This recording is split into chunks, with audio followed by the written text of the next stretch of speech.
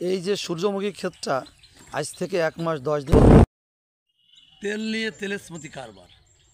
আমরা যদি 10 দিন সয়াবিন বিদেশ থেকে আমদানি না করি, আমরা সাধারণ লোক তেল খেতে পারবো না। তেলের দাম হয়ে যাবে 2 গুণ 3 গুণ। কিন্তু আমরা তো আমদানি নির্ভর জাতি না। যে দেশের 80% লোকই কৃষক, যে তিল, সরিষা, মসনে ইত্যাদি তিসি ব্যাপক আকারে উৎপাদন হয়।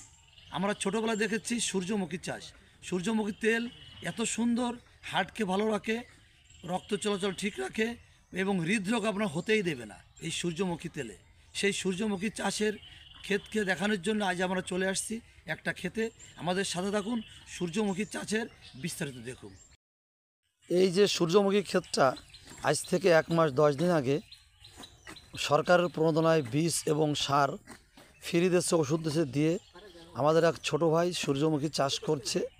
সেই সূর্যমুখীটা সর্বোচ্চ আর 2 মাস 2.5 মাস পরে এটা ঘরে তুলতে পারবে এবং এ থেকে উৎপাদিত তেল নিয়ে সে সারা বছর খাবে বলে আশা করছে। এই পাশেই আছে ঘান আছে সিংহেশ্বলুর বাজারে, সেই মিলে ভাঙিয়ে এসে সূর্যমুখী তেল সারা বছরই খাবে। সুন্দর একটা জমি সিলেকশন করে মাটিটা কত সুন্দর করছে দেখেন। এই দেখেন, তার ভিতরে ফিলি বেঁধে দিয়ে এই যে সূর্যমুখী চাষটা করছে সরকারের প্রণোদনায়। এবং এই কৃষক বলছে, ভাই সূর্যমুখী চাষ খুব লাভজনক চাষ, এটা আমরা করলে আমাদের তেল আমাদের বাজার থেকে কিনে খাওয়া লাগবে না, এই তেল দিয়ে আমরা সারা বছর চলতে পারবো। সূর্যমুখী বীজটা চাষ করতে হলে সর্বপ্রথম আপনাকে একটা উঁচু জমি সিলেকশন করতে হবে, যেখানে কোনো অবস্থায় বন্যার পানি প্রবেশ করবে না। সেই সূর্যমুখী যে ক্ষেতের যে মালিক, সেই মালিকের কাছে আমরা চলে আসছি। তুমি একটু আগে আসো ভাইয়া, কাজ করতে করতে সে কিষাণ বাধা নিয়ে কাজ করছে। আচ্ছা বলো, তোমার নাম কি? পল্টু শিকদার। তুমি কি এবছর প্রথম করেছো না এর আগেও করেছো? না, এবছর প্রথম। তোমার গভর্নমেন্ট বীজ এবং সার ওষুধ ফ্রি দিয়েছে, তাই তো? হ্যাঁ, তারপর তোমার তো ওই খরচ হবে না? না। আচ্ছা, তা তুমি কেমন, তোমার বাগান তো খুব সুন্দর হয়েছে দেখলাম, তুমি ফলনটা কেমন আশা করতেছো? আশা করতেছো খুব ভালো হবে, তাই তো? খুব ভালো হবে। এবং তুমি তো বাগানটা তো খুব সুন্দর করে করেছো, তাই তো?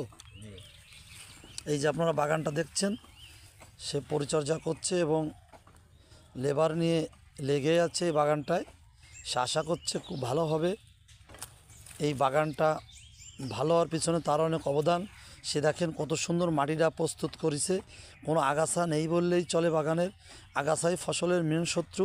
সেই আগাছা মুক্ত একটা ক্ষেত আপনারা দেখছেন। ওই যে কিষাণরা কাজ করছে। এই সেই প্রদর্শনী প্লটের পাশেই দাঁড়িয়ে যাচ্ছে কৃষক। পল্টু, বলো তোমার মন্তব্য, বলো, তোমরা তো অনেক ভালো কৃষক। সে বলল, বাংলাদেশের কৃষককে যদি সরকার সাহায্য করে এবং যদি পাশে দাঁড়ায়, তাহলে এদেশের কোনো কিছু আমদানি করতে হয় না, এদের স্বয়ং সম্পূর্ণ করে দিতে পারে বাংলাদেশের কৃষকরা। যে দেশের 80% লোকই কৃষক। আমাদের কৃষককে আধুনিকরণ করতে হবে, কৃষিকে আধুনিকরণ করতে হবে, কৃষিতে বিনিয়োগ বাড়াতে হবে, তাহলে এদেশ আমদানি আর নির্ভর থাকবে না, স্বয়ং সম্পূর্ণ হবে। ধন্যবাদ। Mohammad Rezaul Haque, student library, সিংহেশ্বলপুরের।